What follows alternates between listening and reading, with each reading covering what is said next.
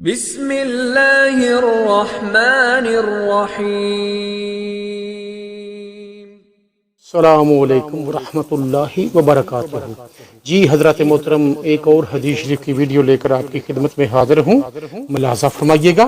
حضرت ابو مسعود رضی اللہ تعالی عنہ روایت کرتے ہیں کہ حضور نبی اکرم صلی اللہ علیہ وآلہ وسلم نے فرمایا، جب آدمی اپنے اہل و عیال پر ثواب کی نیت سے خرچ کرتا ہے تو وہ جو کچھ خرچ کرتا ہے اس کے لیے صدقہ کا ثواب ہے۔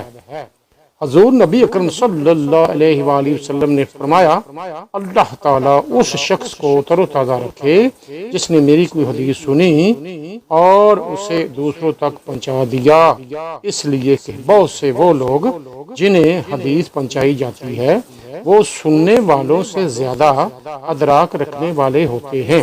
صلو علی الحبیب صلی اللہ تعالی علی محمد وعلی آلہ وصحبہ وبارک وسلم۔ حضرات محترم، آج کی حدیث شریف کی ویڈیو آپ نے ملاحظہ فرمائی، اپنی قیمتی رائے کا اظہار ضرور کیجیے گا اور ہمارے چینل کو سبسکرائب، لائک اور شیئر کیجیے گا۔ ملیں گے ایک اور حدیث شریف کی ویڈیو کے ساتھ، تب تک کے لیے اللہ حافظ۔ السلام علیکم ورحمۃ اللہ وبرکاتہ۔